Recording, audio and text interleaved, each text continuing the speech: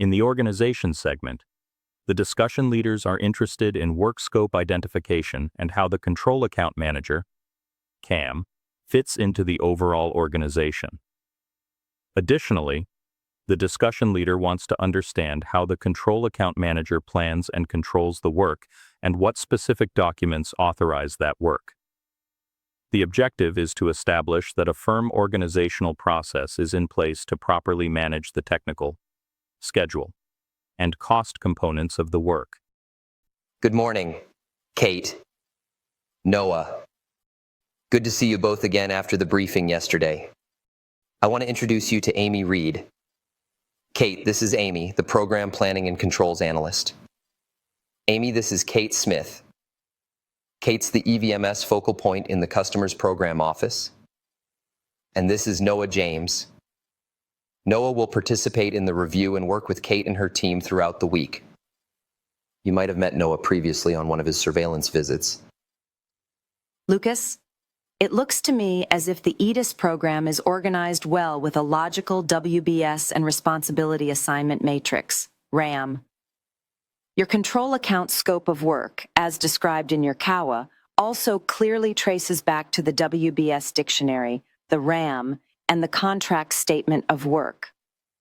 I would like to proceed with the way in which David Westfield's authorizes work to you. How do you get authorization to perform work and accrue costs? David Westfield's and the entire program team invested a lot of pre-contract effort to ensure that our team and the subcontractor were well organized and that each of us knew what we had to do.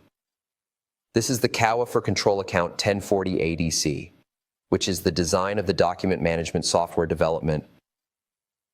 There's a lot of information on this CAWA. Would you please walk me through it? Absolutely. As you can see, the header information contains specific reference to the period of performance, which is important for this control account because it is on the critical path in the Integrated Master Schedule, IMS. It also defines the specific scope of work by reference to the applicable WBS dictionary element and displays my budget by element of cost, EOC. For my scope, I require mostly labor and some other direct costs, ODCs. The overhead value comes from the approved overhead rate file maintained by the finance department. As you can see here, there are 4 required approval signatures and dates. I see that the CAWA is a control document with capability to trace authorized changes. Yes, you can see here in the upper right, there are places to record revision numbers and the date of the most recent authorized change. Also, the budget authorization portion in the middle is split into 2 sections to clearly show the current authorization and budget by EOC that was changed by the revision to support any change to scope and schedule. Excellent, Lucas. You have scope, schedule, and budget information all in the same work authorization form. Are you required to have any other documents before you proceed with work?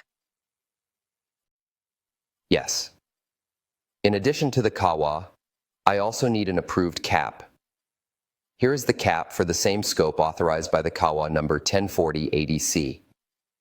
This reflects my detailed plan for accomplishing the work scope, including monthly budgets and measuring my work performed as determined by my earned value techniques, EVT.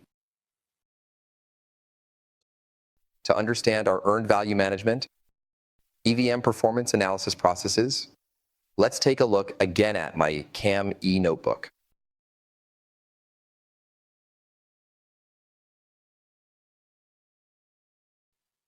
Our software calculates schedule variances by subtracting budgeted cost for work performed, BCWP, minus budgeted cost for work scheduled, BCWS, for current and cumulative variances. It calculates cost variances by subtracting BCWP minus actual cost of work performed, ACWP, for current and cumulative variances. Our variance at completion, VAC, is calculated by subtracting budget at complete, BAC, minus estimate at completion, EAC. Our VAR formats and the ones we flow down to our subcontractors Require them to display these calculations in both hours and dollars to ensure that we consider rate impacts. Our software calculates Cost Performance Index, CPI, in cumulative dollars by dividing BCWP by ACWP. The result is an interpretation of, for every dollar consumed we achieved, in this case, 0.91 of a dollar worth of work.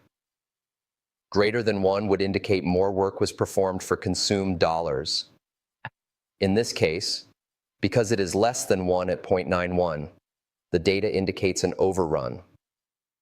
The earned value process starts with a plan that takes into consideration all aspects of program management, whether it involves scheduling, budgeting, risk mitigation, or change control.